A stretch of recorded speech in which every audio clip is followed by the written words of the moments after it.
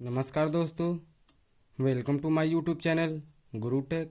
मैं राहुल आपके लिए लाया हूँ एक अनोखा सफ़र जिसका नाम है हिस्ट्री ऑफ अल्टरनेटिंग करंट, यानी प्रत्यावर्ती धारा का इतिहास। उम्मीद है यह वीडियो आपके लिए काफ़ी हेल्पफुल होगा। तो आइए शुरू करते हैं।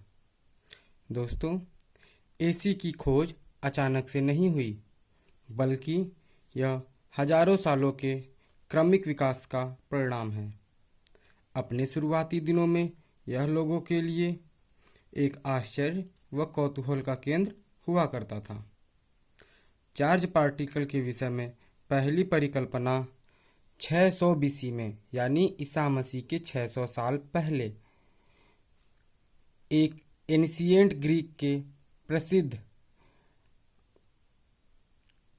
साइकोलॉजिस्ट और भौतिकविद थेल्स ने किया था।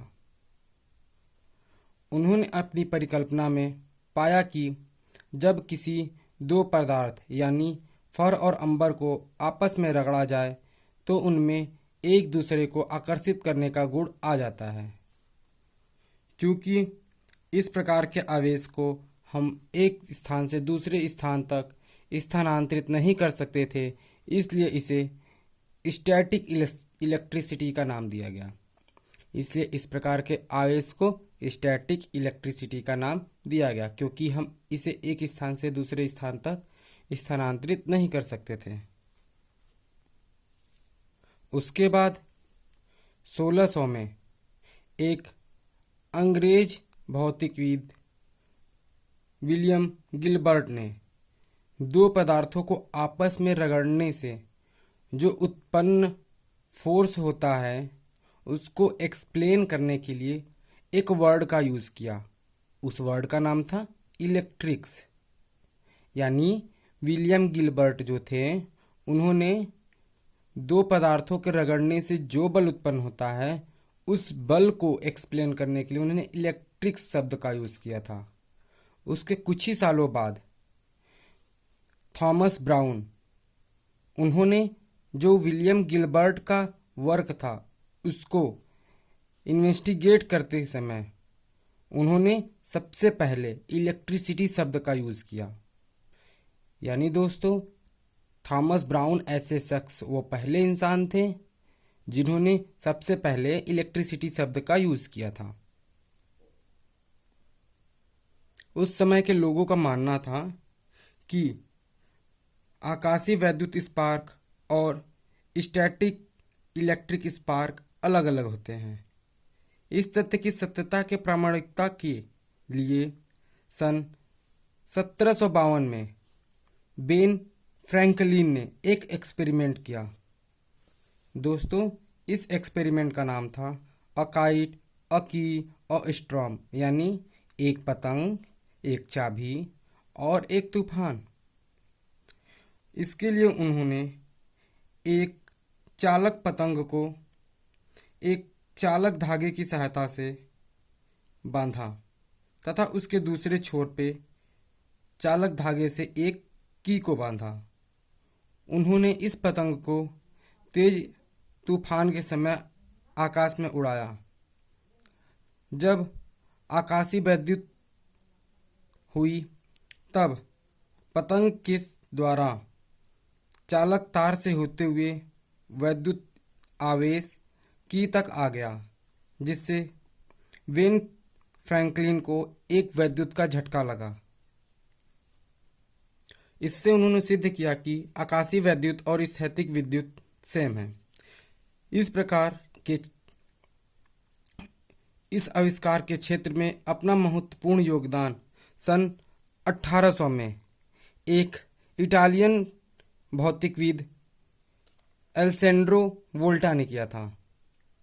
एल्सेंड्रो वोल्टा ने एक वोल्टाइक पाइल बनाया था जो कि प्रारंभिक इलेक्ट्रिक बैटरी थी। दोस्तों, वोल्टा वो ऐसे पहले शख्स थे जिन्होंने इलेक्ट्रिक चार्ज को तारों के माध्यम से एक स्थान से दूसरे स्थान तक फ्लो किया था।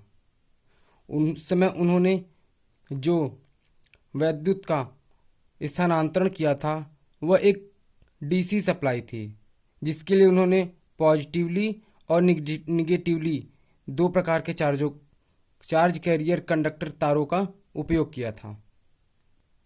दोस्तों, आपको ये बता दूं कि इस समय पूरी दुनिया में करंट वार शुरू हो गया था।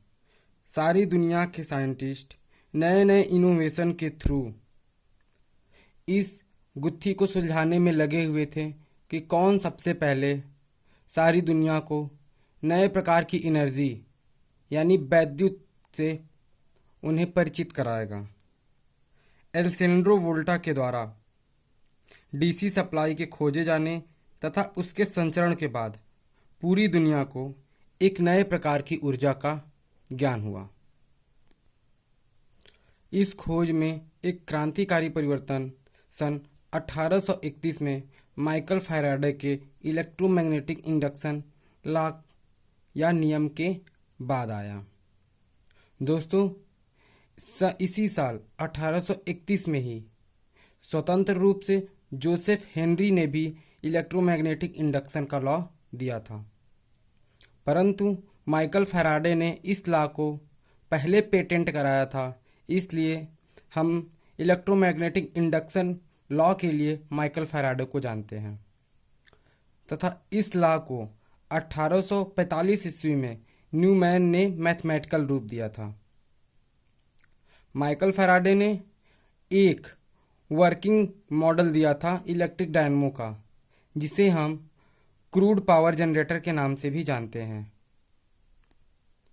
सन 1878 में बल्ब के इन्वेंशन ने तो पूरी दुनिया को ही हिला के रख दिया।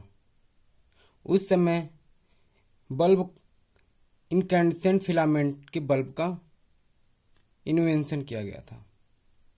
बल्ब के इन्वेंशन के लिए हम थॉमस अल्वा एडिसन और जोसेफ स्वान को जानते हैं। दोस्तों, बेसिकली हम तो जानते हैं केवल थॉमस अल्वा एडिसन को, लेकिन उनसे पहले जोसेफ स्वान ने 1870 में ही बल्ब का आविष्कार कर लिया था। लेकिन इनके द्वारा जो बल्ब था वह एक कार्बन फाइबर फिलामेंट बल्ब था, जिसकी लाइफ बहुत ही कम थी, महज 2 घंटे। लेकिन कमर्शियल रूप में बल्ब का जो आविष्कार किया था वो थे थॉमस अल्वा एडिसन। इन्होंने लॉन्ग लास्टिंग फिलामेंट का यूज़ किया था, जिससे कि जो बल्ब थी उसकी लाइफ बहुत ही ज़्यादा बढ़ गई, महज 2000 घंटे से भी ज़्यादा, यानी ओवरऑल ये 1200 घंटे इसकी लाइफ थी। बल्ब की लाइफ के बदौलत जो जोसेफ स्वान के द्वारा निर्मित बल्ब था उसकी लाइफ महज 2 घंटे तथा थॉमस अल्वा एडिसन के द्वारा निर्मित बल्ब की जो लाइफ थी उसकी लाइफ 1200 घंटे होने के कारण हम बल्ब के इन्वेंशन के लिए थॉमस अल्वा एडिसन को जानते हैं। दोस्तों, एडिसन न केवल साइंटिस्ट थे बल्कि वह एक सक्सेसफुल बिजनेसमैन भी थे। वो उस समय नॉर्थ अमेरिका के एक जाने माने व्यक्ति हो चुके थे। उन्होंने अमेरिका में पर्ल स्ट्रीट में एक पर्ल स्ट्रीट पावर स्टेशन का निर्माण करवाया, जो एक डीसी पावर सप्लाई केंद्र था। उस समय इस स्टेशन से कुल 82 कस्टमर जुड़े हुए थे, जो कि केवल 400 डीसी बल्ब को विद्युत सप्लाई देते थे और उस समय तक केवल डीसी सप्लाई का यूज़ बल्ब जलाने के लिए ही किया जाता था। लेकिन एडिसन के डीसी पावर स्टेशन की या डीसी पावर सप्लाई की सबसे बड़ी खामी यह थी कि वह उसे 1 किलोमीटर से ज़्यादा दूरी तक ट्रांसमिट नहीं कर सकते थे, क्योंकि इससे ज़्यादा दूरी तक ट्रांसमिट करने पे उनमें बहुत ही ज़्यादा हानि होने लगती थी। अतः इस तरह के पावर स्टेशन का स्थापन वहाँ किया जाता था जहाँ पे पॉपुलेशन बहुत ही ज़्यादा डेंस हो। 19वीं शताब्दी के शुरुआती दिनों में एक सेरेबियन इलेक्ट्रिकल इंजीनियर निकोला टेस्ला, जिसको एडिसन के कंपनी में काम करते हुए एडिसन की डीसी जनरेटर में कुछ खामियां नजर आई। उन्होंने इस खामियों को दूर करने के लिए अपना खुद का एसी मोटर बनाया। अपने इस एसी मोटर के मॉडल को वो एडिसन को दिखाना चाहते थे और उन्होंने एडिसन को बताया। अपने पावर स्टेशन में लगे निवेश के कारण एडिसन उनके मॉडल को रिजेक्ट कर देते हैं। दोस्तों, निकोला टेस्ला ने ही एसी करंट और एसी मोटर का आविष्कार किया। अपने रेडियो तरंगों में अधिक निपुणता और रुचि के कारण उन्होंने रेडियो तरंग में अहम भूमिका निभाई, जिसके कारण से उन्हें फादर ऑफ रोबोटिक्स कहा जाता है। और दोस्तों, एक अहम बात, सितंबर 1882 में एडिसन के पर्ल स्ट्रीट स्टेशन के द्वारा सबसे पहले न्यूयॉर्क की स्ट्रीट को इलेक्ट्रिक बल्ब के द्वारा ग्लो किया गया था। यह एक डीसी पावर सप्लाई के द्वारा जनित बल्ब थे। एडिसन के द्वारा रिजेक्शन के बाद टेस्ला अपने मॉडल के साथ जॉर्ज वेस्टिंग हाउस, जो कि उस समय नॉर्थ अमेरिका के जाने माने आविष्कारक और उद्योगपति थे, उनके साथ मिलकर एक अपना खुद का AC power station Tesla power station की शुरुआत की, जो कि एक एसी विद्युत सप्लाई स्टेशन था।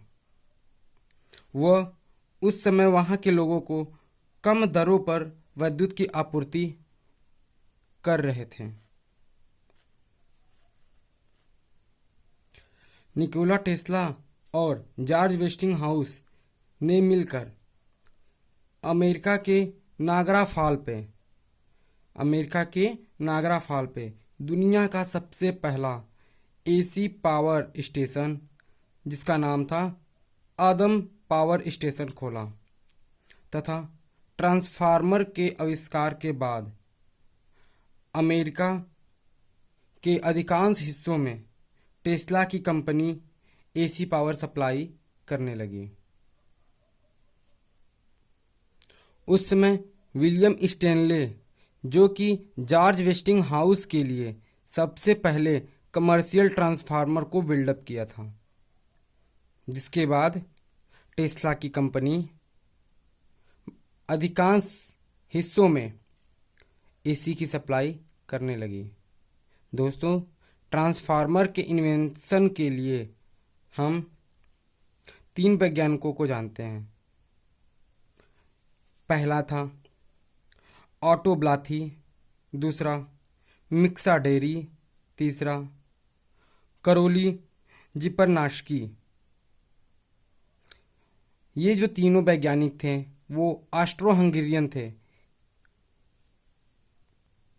दोस्तों, डायनमो का आविष्कार एक फ्रेंच मैन जिनका नाम हिप्पोलाइट पिस्की था, उन्होंने 1832 में किया था। उसके बाद 1860 एंटोनियो पिकिनोटी, जिन्होंने सबसे पहले कॉन्टिन्यूअस डीसी पावर सप्लाई करने वाला पहला डायनमो बनाया था। दोस्तों, 1860 तक जितने भी डायनमो बने थे वो परमानेंट मैग्नेट के बने हुए थे। उसके कुछ सालों बाद सीमेंस और कॉल्स ने इलेक्ट्रोमैग्नेट का यूज़ किया था डीसी डायनमो को बनाने के लिए, यानी सबसे पहले electromagnetic use DC dynamo siemens और कॉलेस ने बनाया था। लेकिन सबसे विश्वसनीय और दक्ष डायनमो की डिजाइन अमेरिका के कार्ल्स एफ ब्रूस ने 1876 में किया था। अब आइए दोस्तों, मैं आपको इस टॉपिक से रिलेटेड कुछ इम्पॉर्टेंट टिप्स भी बताता हूँ। पहले डीसी मोटर के जो इन्वेंटर थे उनका नाम विलियम स्ट्रगन था, जिन्होंने डीसी मोटर का आविष्कार 1832 में किया था। यह एक इंग्लिश साइंटिस्ट थे, यानी ब्रिटिश वैज्ञानिक। उसके बाद जो कि पहला एसी पावर स्टेशन था वो अमेरिका के नागरा फॉल पे बनाया गया था और जिसका नाम आडम पावर स्टेशन था। उसके बाद पहला कमर्शियल सेंट्रल पावर प्लांट जो कि थॉमस अल्वा एडिसन के द्वारा स्टेबलाइज करवाया गया था, उसका नाम था पर्ल स्ट्रीट स्टेशन, जिसने 4 सितंबर 1882 में ही अमेरिका के गलियों को प्रकाशित किया था, पर्ल स्ट्रीट के गलियों को। और यह एक डीसी पावर स्टेशन था। यह एक डीसी पावर स्टेशन था। इस पावर स्टेशन से 400 लैंप ग्लो होते थे और 82 कस्टमर जुड़े हुए थे। हम अपना ये वीडियो यही समाप्त करते हैं। मैं आशा करता हूँ कि आपको यह वीडियो पसंद आया होगा। मैं इस वीडियो की पीडीएफ फाइल इस वीडियो के डिस्क्रिप्शन में दे दूँगा। अगर आपको यह वीडियो पसंद आया तो आप इस वीडियो को लाइक करें, शेयर करें और सब्सक्राइब करें। Thank you.